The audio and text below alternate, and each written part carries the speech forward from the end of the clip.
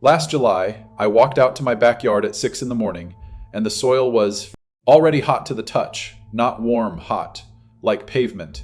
I had watered the night before, a full 20 minutes on each bed, and by sunrise there was nothing left. The tomatoes were curling inward, the squash leaves had gone papery at the edges, and the water bill sitting on my kitchen counter said $140 for a single month of trying to keep food alive.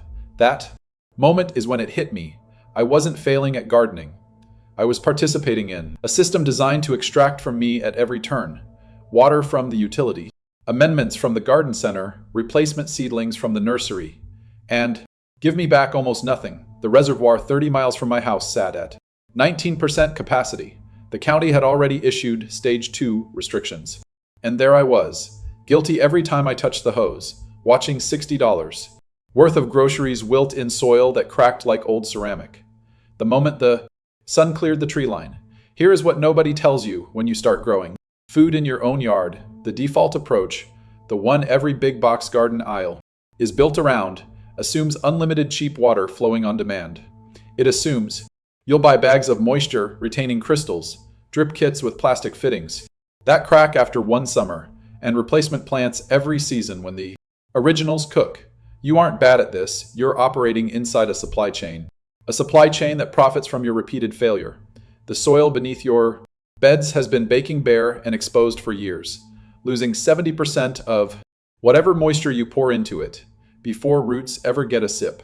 Sun and wind strip it away in hours. You keep adding water to a container with no lid, and then you blame yourself when the container empties. That isn't a gardening problem, that is an engineering failure built into the way most of us were taught to manage land, and the brutal part is that the fix costs almost nothing, requires no special skill, and starts with materials already sitting in your yard or your neighbor's curb pile. The first shift isn't about watering more. It is about stopping the bleed, covering that exposed ground, so the moisture you already have stays exactly where your plants can reach it. Here is the thing. Nobody tells you, when you buy that bag of premium garden soil from the hardware store, you're purchasing a corpse. It looks dark and rich, and it smells like earth, but there is nothing alive in it. No fungal threads connecting root to root, no bacterial colonies breaking down organic matter into plant available nutrients in real time, no mycorrhizal network acting as a secondary root system that can pull moisture from 2 feet away and deliver it directly to your tomato plant. All of that was sterilized out of existence, so the bag could sit on a shelf for 9 months without sprouting anything inconvenient. And that is just the entry point of a much larger lie. The entire framework you were handed, the one that says you need synthetic fertilizer every 6 weeks, that you should till your beds each spring to break up the soil, that you need herbicide to keep things clean. That system doesn't exist to help you grow food. It exists to make you a repeat customer.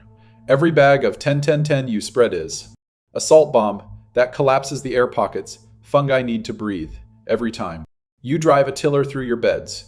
You're shredding a living network that took years to establish, the same network that would have delivered water and phosphorus to your plants for free.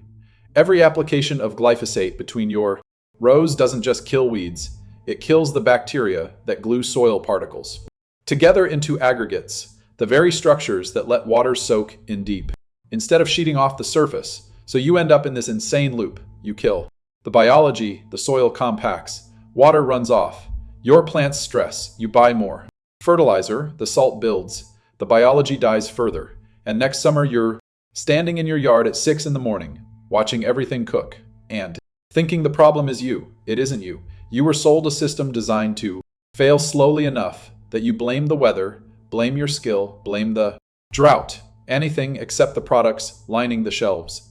The soil underneath your feet was built over millennia to hold moisture, suppress pathogens, and feed plants without a single input from a factory.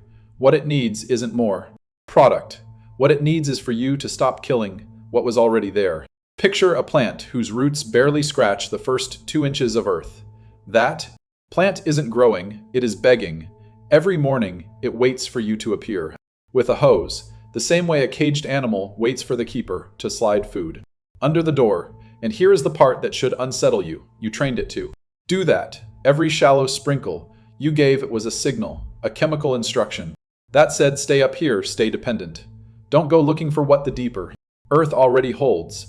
This isn't a watering mistake, it is a violation of one of the oldest operating principles soil has ever run on. Beneath the surface of any undisturbed ground, moisture doesn't sit in a flat uniform layer, it moves in. Gradients, cooler, denser reserves collect 8, 10, 12 inches down, where sun and wind can't reach them. The roots of wild plants know this. They grow downward, not because they're programmed to, but because the soil itself sends a moisture gradient signal, a chemical breadcrumb trail that says go deeper. There is more. When you override that signal with daily surface irrigation, you're essentially jamming the frequency. The roots stop listening to the soil and start listening only to you. Now reverse the damage. Water once, maybe twice a week, but let it soak slowly until it reaches those lower reserves. Push a wooden skewer into the ground afterward. If it slides in 8 inches and comes back damp, you've just handed the conversation back to the soil. A buried bottle with pinhole punctures in the cap, neck down beside a root zone, does the same. Work even more quietly, releasing moisture over hours directly where the gradient begins. No evaporation, no surface crust, no shallow root dependency. Loop. What you're really doing isn't irrigating. You're restoring a communication line between root tissue and deep earth. That industrial watering schedules severed decades ago, and once that line reopens, something shifts. The plant stops panicking at the first dry afternoon. Its roots have found the cooler reservoir below, the one that was always there, the one nature designed. The entire system around, that is the forgotten code.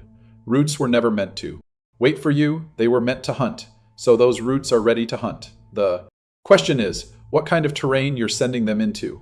And this is where the most counterintuitive move in this entire approach lies, because the single, most powerful thing you can do for your soil costs nothing. It requires almost no labor, and looks to your neighbors like you've given up on your yard entirely. You stop cleaning up, I mean that literally. The leaves that fall in autumn, the kitchen scraps you've been bagging for the trash, the cardboard boxes piling up in your garage, you lay them down right on the ground. No tilling, no mixing, no turning, no sweat.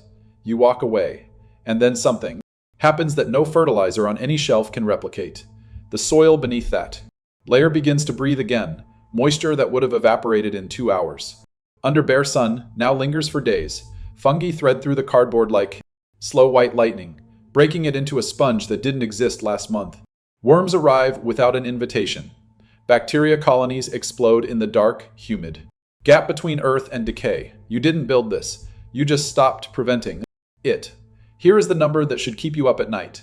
A single % increase in organic matter allows soil to hold an additional 20,000 gallons of water per acre. You don't need an acre for that math to matter. Scale it down to a small backyard bed, and you're still talking about dozens of extra gallons trapped in the ground, available to roots, invisible to the sun, costing you zero on your water bill. The people who survive record dry spells are never the ones running sprinklers longer.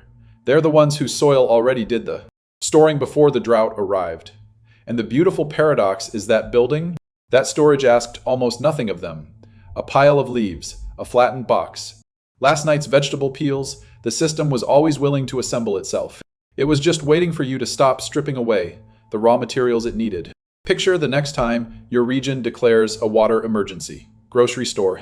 Shelves thin out within 48 hours. Lettuce triples in price.